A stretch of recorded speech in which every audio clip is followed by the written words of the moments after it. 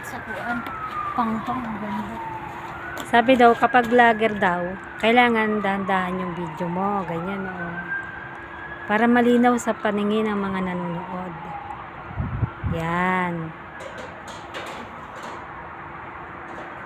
Ayun yung tinatawag. Ay, hindi ko mabasa. Sobrang sakit sa mata. Ayan, o. Ano bang pangalan ng hospital na yan?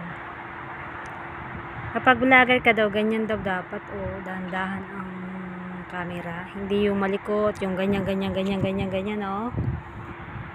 Yung ganyan, o. Halos hindi na makita ang...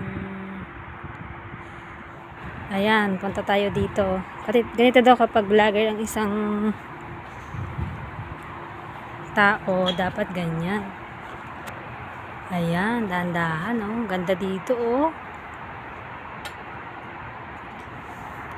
Sayop ko na kasi may puntahan pa kami.